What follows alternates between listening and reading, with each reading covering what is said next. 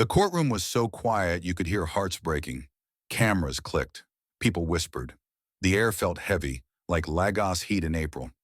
At the front of the room, a tall man in a navy blue designer suit stood beside his lawyer. His name was Tunde Adebayo, one of the youngest billionaires in Nigeria. His wristwatch alone could pay someone's rent for 10 years.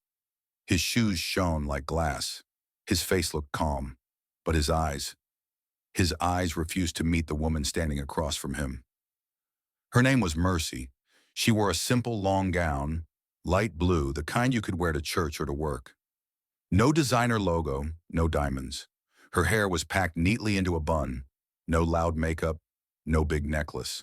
Just a small gold ring on her finger, the same ring he had given her many years ago, when he had nothing. Now that ring was shaking on her hand. Because today her husband was divorcing her, not because she cheated, not because she hurt him, but because he wanted someone better.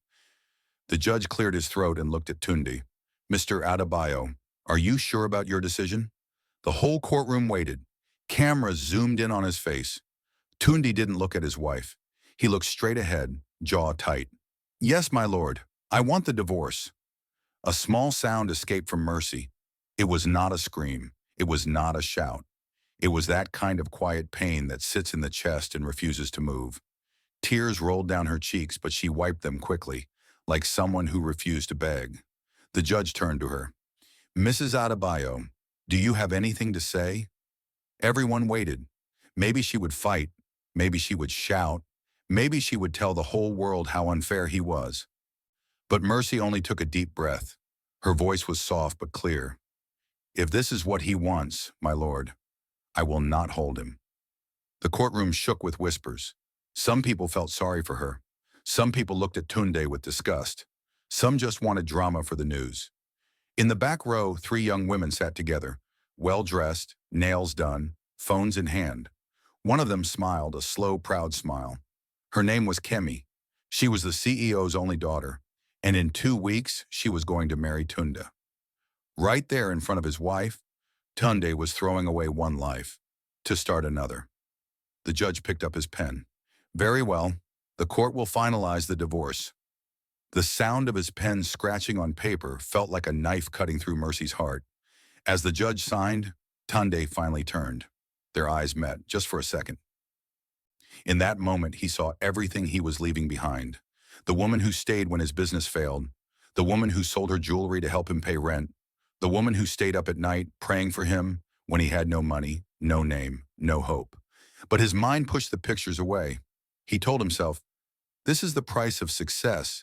I need a woman who fits my new status, someone the world will respect, someone like Kemi."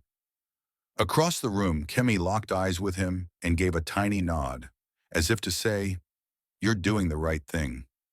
The judge dropped the pen and said the words that changed everything. "This marriage is hereby dissolved."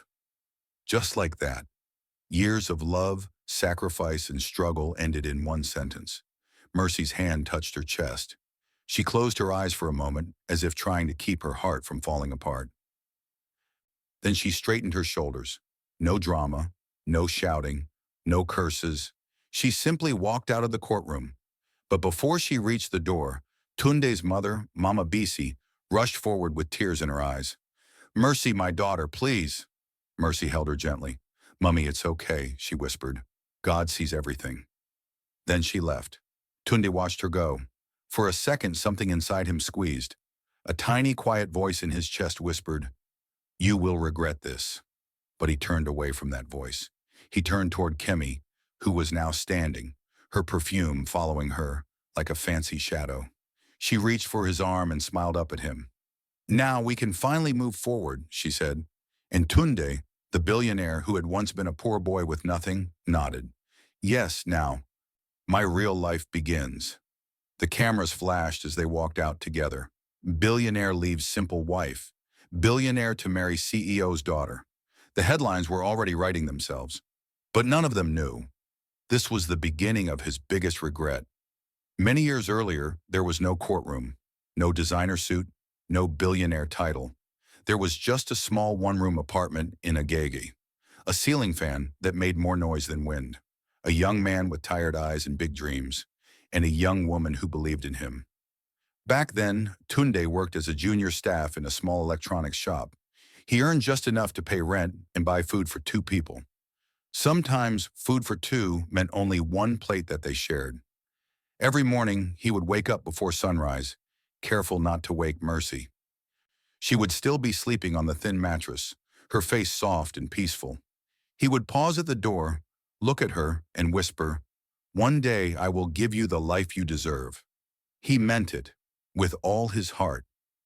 Mercy believed him, not because he had money, but because he had determination. She sold snacks in front of a small school in the area, meat pies, puff, and bottled drinks in a cooler.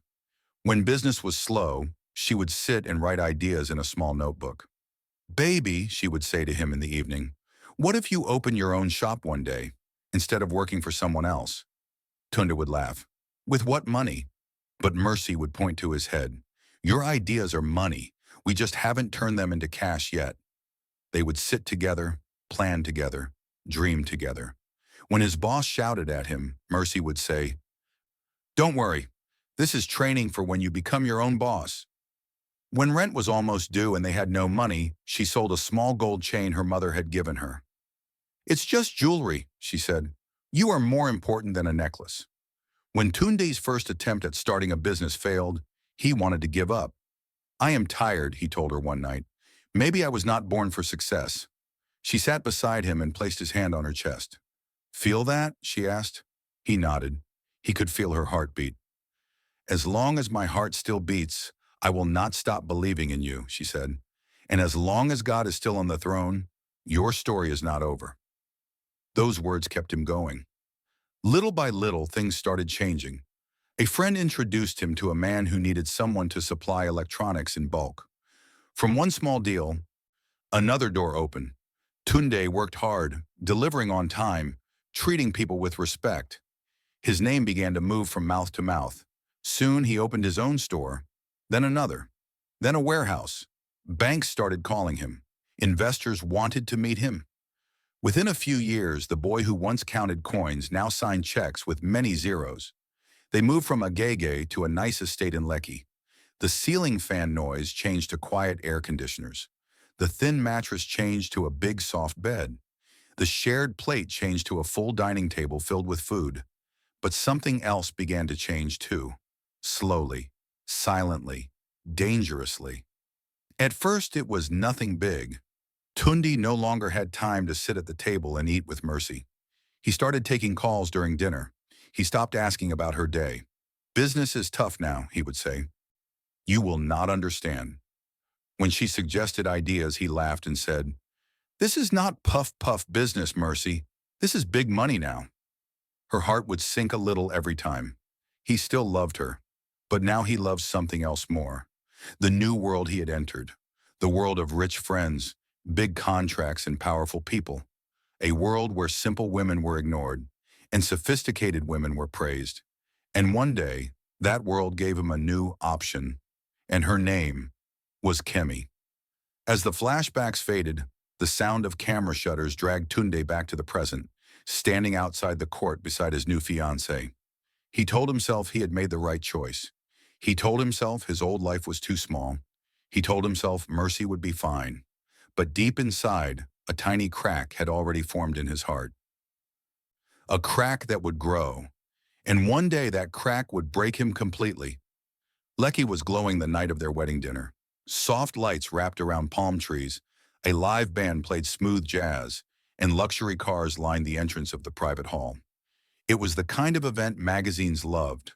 Glamour, wealth, and power in one room. Tunda walked in beside Kemi, dressed in a sparkling silver gown that shone under the lights. Cameras followed them immediately. People clapped. Some whispered, some smiled with envy. But behind every smile, someone remembered Mercy. Inside, the tables glittered with gold plates and crystal cups. Business leaders, politicians, celebrities. Everyone came to celebrate the billionaire and the CEO's daughter. Kemi held on to Tundi's arm as if she owned him completely. "Relax," she whispered. "Tonight is perfect. And for a moment, Tunda believed her. The music, the champagne, the praise, everything felt like a dream he once prayed for. Then came the speeches. Kemi's father stepped forward, smiling at the crowd. My daughter has chosen well. Tunde is a brilliant businessman. Together, they will become unstoppable. The hall erupted in applause. But as people clapped, Tunde's eyes drifted to an empty seat at the far end of the hall, a seat he had quietly reserved even though he told no one, a seat where he wished mercy would be, even if it was impossible. He blinked quickly and looked away. The night went on. Laughter, flashy gifts, people taking photos with Kemi as if she was the star of the whole event. And she was acting like one. She hardly let Tundi speak. She corrected him during conversations. She interrupted his jokes. She treated him like a decoration standing beside her throne. But everyone assumed they were a perfect couple. 2 weeks after the wedding, reality began to shift. It started with small things. Kemi changed all the house staff without telling him. I need people who understand luxury, she said. Then she took over his wardrobe. No more simple shirts. You're a billionaire. Dress like it.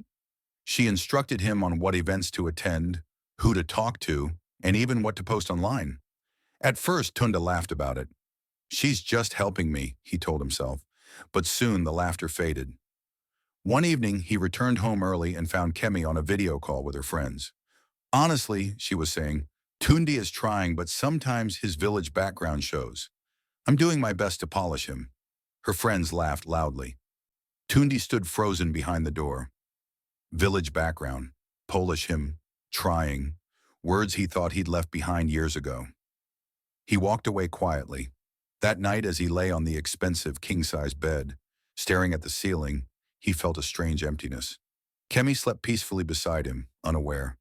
He closed his eyes and saw Mercy's smile, her gentle eyes, her quiet strength, her belief in him when he had nothing. He pushed the memory away, but it refused to leave. The crack inside him grew deeper, and just when he thought things couldn't get more uncomfortable, the first real storm arrived, a storm that would shake everything he thought he knew. The storm began quietly, like most dangerous things do. It started with a board meeting, one that Tunde didn't even know he was supposed to attend. He arrived late because Kemi had insisted they stop by a luxury spa that morning. You're too tense these days, she had said. A man of your status must look refreshed. By the time he walked into the company boardroom, eyes turned sharply toward him. Some were angry, some were disappointed, some were simply confused. His COO, Mr. Talabi, stood up with a frown. Sir, we've been waiting for you. This meeting was scheduled 3 weeks ago. Tunda forced a smile. Apologies, I had a private engagement. They continued the meeting, but the energy in the room had changed. For the first time, Tunda felt like an outsider in his own company. During the presentation, Talabi revealed something troubling. Sales were dropping. Competitors were gaining ground. One of their major suppliers had suddenly withdrawn from a contract. Tundi sat up straighter. What do you mean they withdrew? That contract was secured months ago. Talabi hesitated. Sir, their letter mentioned a lack of consistent leadership. They're concerned about new influences affecting business decisions. Tunda's heart dropped. New influences? He knew exactly what that meant. Kemi. Lately, she had been inserting herself into everything. His meetings, his calls, his decisions. She spoke to his staff as if she were the boss. She approved deals without telling him. She even dismissed his longtime secretary because, in her words, the woman lacked class. He ran a hand across his face, feeling the weight of embarrassment. Thank you. I will handle this personally. But inside, panic was building.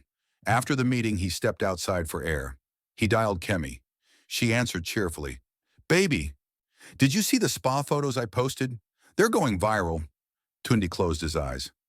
Kemi, why did you speak to my suppliers without telling me? She laughed, a light, careless sound. Oh, please, I was helping you. Some of your decisions look outdated. I'm cleaning things up. Cleaning things up? This was his company, his dream, his sweat, his years of struggle. Tunda tried to speak calmly. Kemi, please stop interfering in my business. Her tone changed immediately. So now I'm the problem?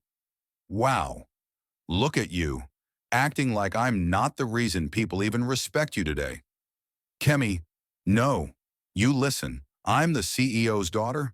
My last name opens doors your background never could. Don't forget that. Then she hung up. Tunde stood there frozen, the phone still pressed to his ear. For the first time, he felt something he had never felt with Mercy: humiliation. That evening, he arrived home to find Kemi hosting a small party. Loud music, fancy drinks, her friends laughing on the couch. Tunde, she called, waving him over. Come join us. But he wasn't in the mood. We need to talk, he said softly. She rolled her eyes. Not now, I'm entertaining. When he insisted, she snapped, Stop embarrassing me. Embarrassing her, in his own house. He felt a knot tighten in his chest. He turned and walked upstairs without another word. Kemi shouted after him, You better fix your attitude. Billionaire or not, I won't tolerate disrespect. Her friends giggled. Something inside Tunde cracked even deeper. The next morning delivered the blow he feared. His lawyer called. There's been a problem. A major investment partnership has pulled out.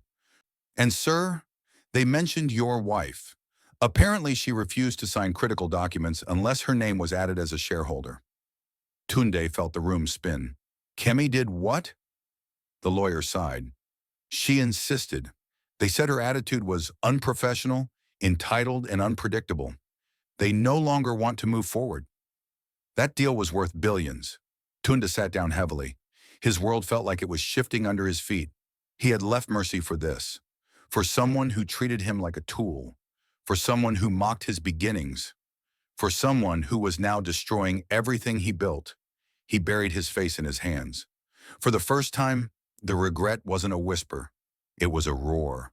And the storm was just beginning. The evening was strangely quiet when Tunde stepped out of the car.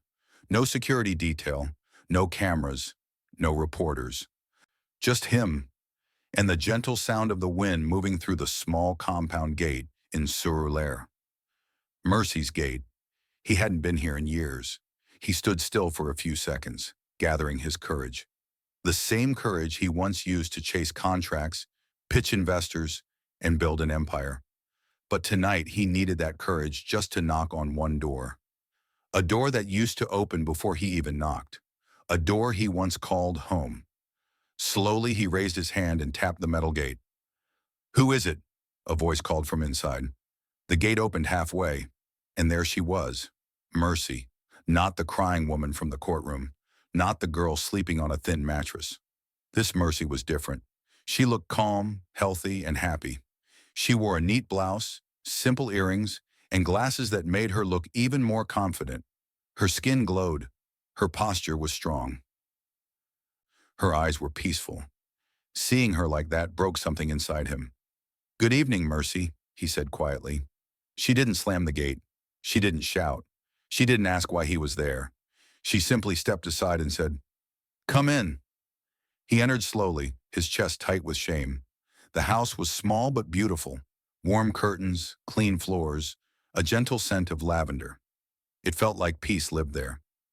Please sit, she said politely, pointing to a chair. He sat. She remained standing. Silence filled the room. He took a deep breath. I ruined everything, he finally confessed. Mercy didn't react. She simply folded her arms, listening. He looked down at his hands. Kemi left me. She drained my accounts. She took more than half of my investments. People don't respect me anymore. My company is going through the hardest season ever. Everything is collapsing. He swallowed hard. And it's all my fault. Still, Mercy didn't speak. Tunde's voice cracked. I hurt you. I threw you away like a mistake. I walked out of your life for someone who only loved what I could give her. I thought you were too simple. I thought you were holding me back. Tears filled his eyes. But you were the only person who ever loved me without condition. You believed in me when I didn't believe in myself. You prayed for me. You carried my pain. You were my peace, and I repaid you with disrespect. A tear dropped on his hand. I'm sorry, Mercy.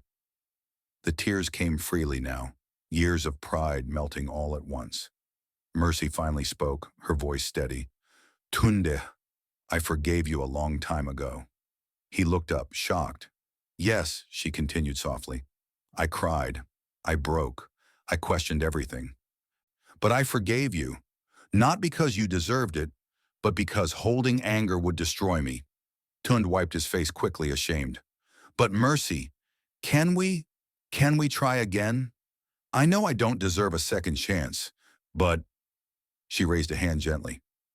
Tunde, stop. He froze. Mercy sat down across from him, her eyes kind but firm.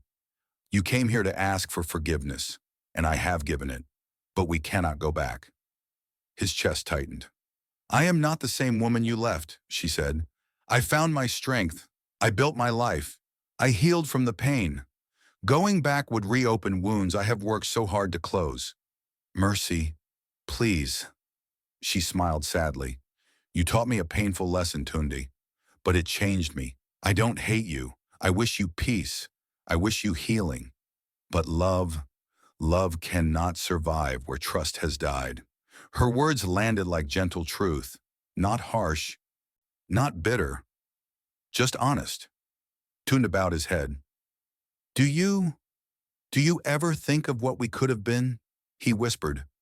Mercy looked at him with soft eyes. Sometimes, but God has given me a new path. And you must walk yours. He nodded slowly, tears sliding down again. She stood up. Let me walk you out. They stepped outside. The sky was dark, but the streetlight cast a warm glow over the compound. Tundi turned to her one last time. You were my blessing, Mercy. I just didn't know it. And you were part of my journey, she replied, but not my destination. She opened the gate. He stepped out. For a long moment, they simply looked at each other. Two people who once shared dreams, pain, and love, now standing on different paths. Good night, Tunde, she said softly. He nodded. Good night, Mercy. The gate closed gently. Tunda stood outside, staring at the closed door, feeling the full weight of his choices. He had chased glitter and lost gold. He had chosen pride over loyalty. He had looked down on kindness and found emptiness instead. As he walked away, he carried the lesson that would shape the rest of his life. True value isn't found in wealth, beauty, or status. True value is a loyal heart, and once you lose that, you may never find it again. Thanks for watching. What's your view about this story? Where are you watching from? Do well to let us know in the comments below. And don't forget to like, share, and subscribe for more interesting stories. Stay blessed.